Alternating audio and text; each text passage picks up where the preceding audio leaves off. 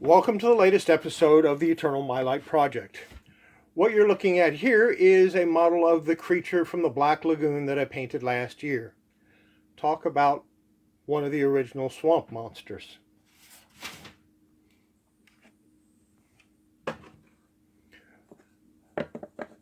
We'll kick this episode off with Airboy number 3.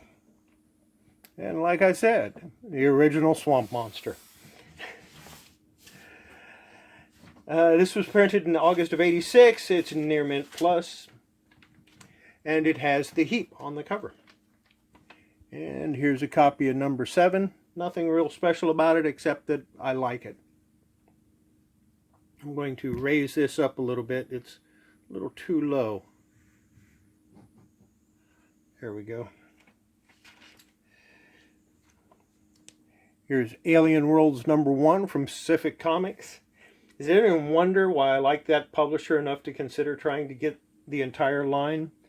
This December '82 comic is in very fine to mint condition. And here's also number 3,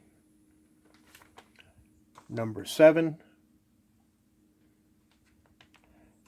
and number 8. And I like each of the covers for different reasons. One of the artists that I really liked back in the 70s, and I still like, was Rich Buckler. Now, a good example of his art can be found in the 1981 series, All-Star Squadron. There's a couple of copies of number 1,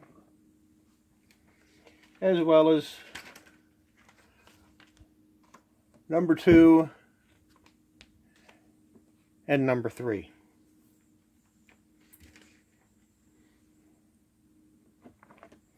I also like the early issues of Alpha Flight. But then I like John Byrne, so why wouldn't I like him? Matter of fact, I liked him enough to get the direct market edition and the newsstand copy.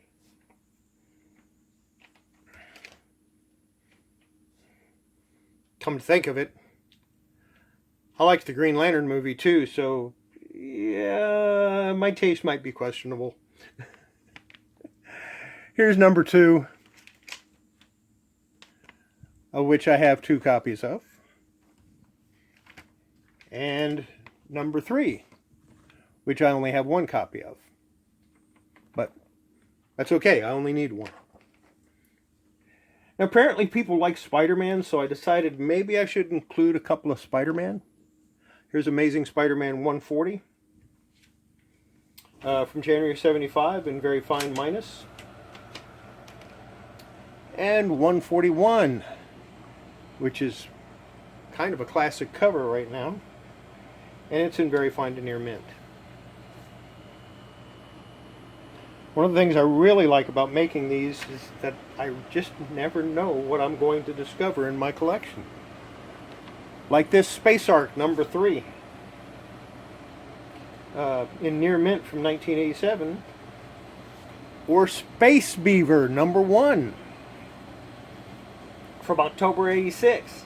Now this one would be in mint condition, except someone, the Space Beaver's creator I suspect, scribbled their name and date on the first page, so I consider it very fine minus with a signature. That's a whole different debate. I don't want to get into it right now. And here's a stainless steel rat number 1. Like I said, I never know what I'm going to find in my collection. Now, Tarzan's Lost Adventure, published by Dark Horse in 1995, I believe. And it's more of a pulp than it is a comic, but it does have a John Carter of Mars backup story, so all is not lost. And there's 1, 2, 3, and I'm pretty sure I have number 4 somewhere, but I couldn't find it, so it doesn't matter. Now I'm going to show you an exception to my rule that signatures are defects. This is Tears of Dawn #1. It's autographed by Joseph Michael Lenzner, and every copy, all 2,300 of them, were supposed to be autographed. Unfortunately, they printed more than 2,300 and later released the excess without autographs as overruns. Now, I consider mine to be near mint minus because it has a little bindery defect up here and one down here, so I consider it near mint minus. And finally, you know, I'm going to have some older comics. So here's what I decided to pick today. Walter Lance's New Funnies, number 153 from November '49 in Good Plus. Now the reason this is Good Plus is it has a pretty serious spine roll. You can't really see it, but if you look at it from, if you were to be able to look at it from the back, you'd see how the pages are fanned out. I haven't decided whether I want to fix it or not. I probably someday will.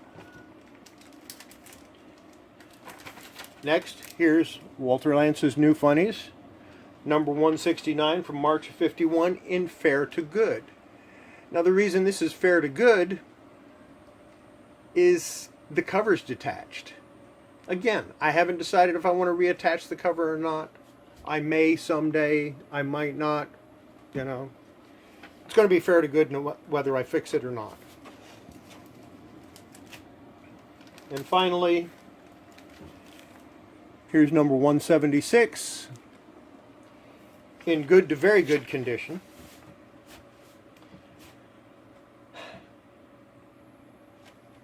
It doesn't really have anything wrong except it's in good to very good condition. So I won't be doing anything to this comic. It doesn't need to be pressed. It doesn't need any spine roll remover. It has a minor spine roll on it, but it's not even enough to think about. It's less than 1/8 of an inch, so I probably won't do anything to it. As always, let me know in the comments which comics you like best and why. I now have a little over 1,500 comics and Mylites. But here, let me show you something. I still have all of these, and these,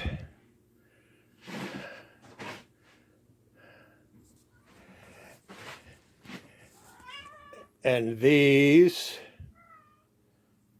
and these.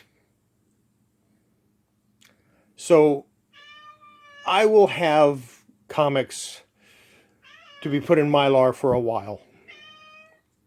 That's it for today. Bye.